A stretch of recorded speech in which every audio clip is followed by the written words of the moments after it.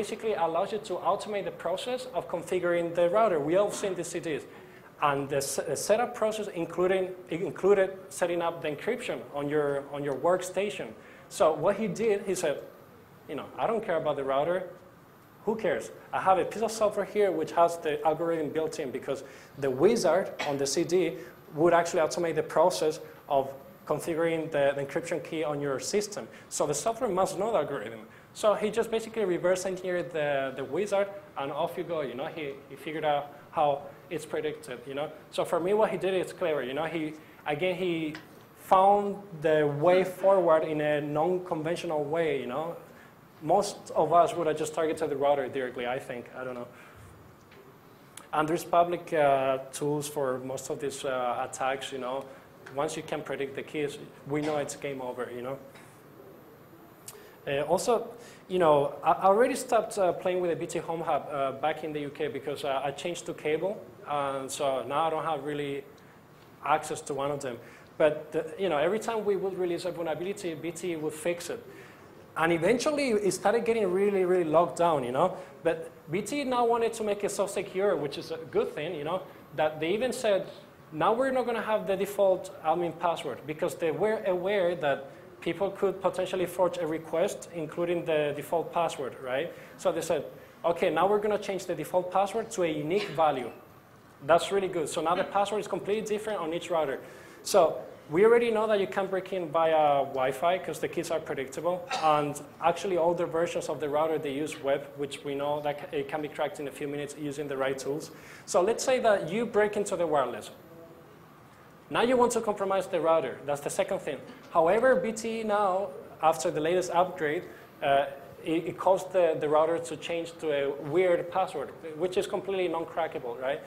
Again, if you start playing with things, you learn about technologies, you learn about protocols, and there are things out there that will eventually give you the information you need.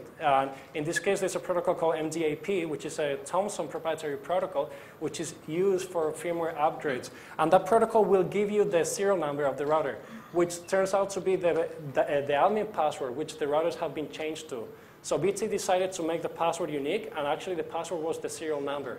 But it turns out that you can send a multicast request to the network, right, and get the serial number with MDAP protocol. And yes, you have to be associated to the network, so you cannot do it over the internet. Well, I haven't found a way. But in this context, we're talking about someone that breaks into the network wirelessly, and then he wants to compromise the router. But the password is not predictable. Well, actually, yes, it is predictable because the MDAP protocol gives it away. And that's just, again, a couple of scripts. I put them online as well. It's nothing special, This is nothing else than you playing with things, researching protocols, and just having a go. This is finally some thoughts, for all of us, as broadband users. A lot of ISPs now, they're giving free routers, right? And that's just to keep you happy, so you sign for the contract, and it's a way to increase revenue, right?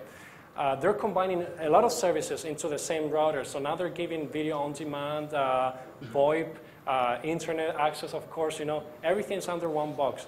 But there's already been some discussions in the news about some major ISPs actually collecting your customer data and sending it to third-party companies, right?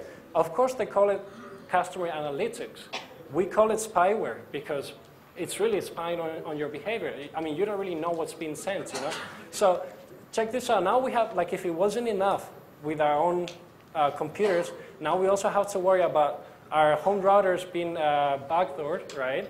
Having non-legitimate features which have actually been introduced by the ISP. So the attacker is not necessarily a teenager playing with your router. It could be your ISP, So there's some really cool toys that can be bought on the internet.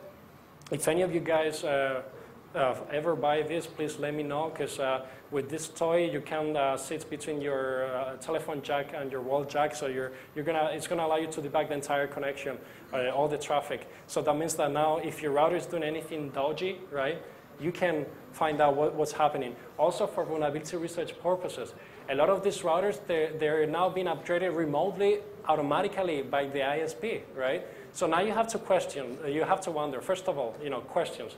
Okay, how is it being done? What kind of technology is it being, it's being used? Is there encryption, Do you need a password to upgrade it? Can only certain IP addresses upgrade your router? Because if it's not the case, that means that after you debug the traffic, you can start upgrading anyone else's router, on the internet. So there's some really, I think that buying this toy would lead you to find things, put it this way. I'm not sure how much it cost. I sent an email some time ago, and the company never replied. So maybe they thought I wasn't serious. I'm not sure, but I did it in a very serious way, formally, as a researcher. They never replied.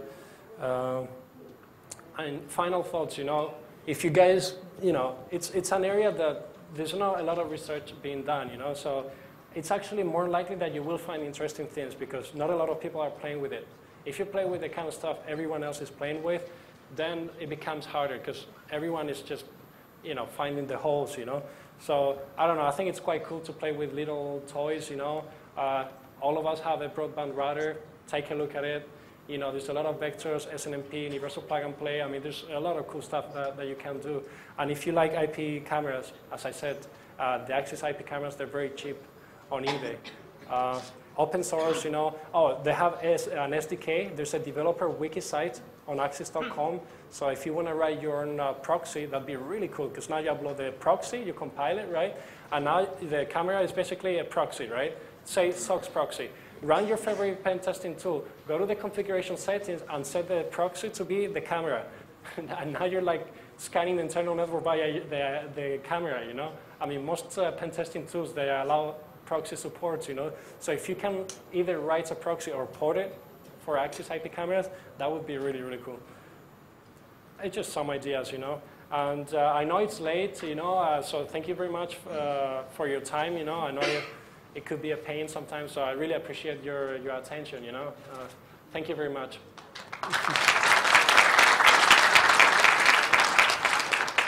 So is there any questions? Please don't be shy, Even if you didn't get anything of what I said, I don't care. Just ask me. I don't care. I mean, just ask me. Maybe there's some weird idea that you have, No? No questions? Come on, there must be something, no? Is there any way, basically, to check whether it is vulnerable without, is there ways? Some manufacturers may actually patch their web servers on the embedded devices. They do.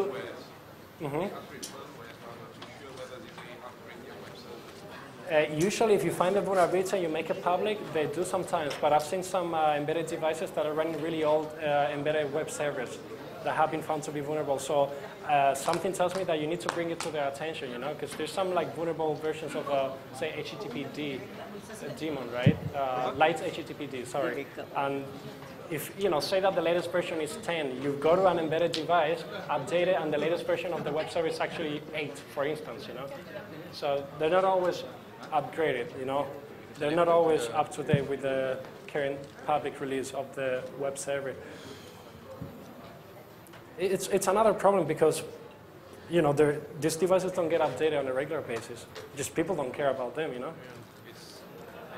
is used actually. Yeah, Axis is quite popular, yeah. Okay, I think I have to go because I'm taking your time and I'm really sorry. Hey.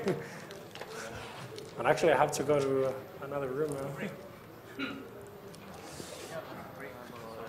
Oh, true, the coffee break.